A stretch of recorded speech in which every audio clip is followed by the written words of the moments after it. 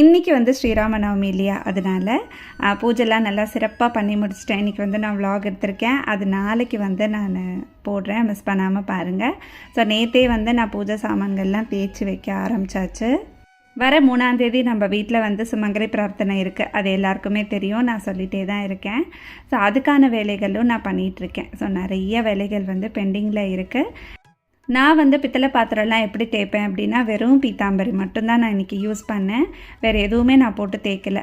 கொஞ்சமாக வந்து பீத்தாம்பரி போட்டு தேய்ச்சிட்டு அதுக்கப்புறமா சபீனா கூட போட்டு நீங்கள் தேய்க்கலாம். ஆனால் பீத்தாம்பரி மட்டுமே போதும்.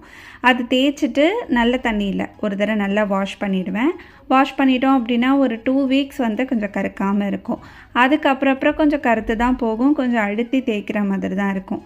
நான் வந்து அந்த பீத்தாம்பரி பவுடர் போட்டு கொஞ்சம் அப்படியே வச்சுருவேன், ஊற விட்டு அதுக்கப்புறமா தேய்ப்பேன். இது வந்து உத்ரணின்னு சொல்லுவாங்க. இந்த உத்ரணி வந்து கொஞ்சம் டிஃப்ரெண்ட்டாக இருக்கும். அப்படியே நாகர் மாதிரி இருக்கும், அதுக்கப்புறமா வேல் இருக்கும். ரொம்ப அழுத்தமாக கெட்டியாக இருக்கும், நல்லா கல் மாதிரி இருக்கும். ஸோ இது வந்து அப்படியே தேய்ச்சி வச்சோம் அப்படின்னா தங்க மாதிரி ஜொலிக்கும். எப்பயுமே பித்தளை பாத்திரம், விளக்கு எல்லாமே வந்து நான் பீத்தாம்பரியில் தான் தேய்ப்பேன். கொஞ்சம் புளி வந்து நல்லா கொதிக்க வச்சுட்டு அதுக்கப்புறமா அந்த தண்ணியில் போட்டால் கூட நல்லாவே பளிச்சுன்னு ஆகும்னு சொல்கிறாங்க. அதெல்லாம் நான் ட்ரை பண்ணதில்லை. ஒரு வேளை நான் ட்ரை பண்ணால் உங்களுக்கு வந்து நான் ஷேர் பண்ணிக்கிறேன் எப்படி அது ஒர்க் ஆகுதா என்ன அப்படின்ட்டு. ஆனால் என்னோடய மெத்தட் எப்பயுமே இது தான். ஜெல்லெல்லாம் நான் யூஸ் பண்ணி பார்த்துட்டேன், ஒரு 2-3 நாள் நல்லாயிருக்கு, அதுக்கப்புறமா கருத்து தான் போகுது. ஸோ இந்த பவுடரை யூஸ் பண்ணி நம்ம தேய்ச்சோம் அப்படின்னா ஒரு வாரம் நல்லாயிருக்கும். நாளைக்கு லாங் வீடியோ மிஸ் பண்ணாமல் பாருங்கள். அது வரைக்கும் பாய் ஃப்ரெண்ட்ஸ்.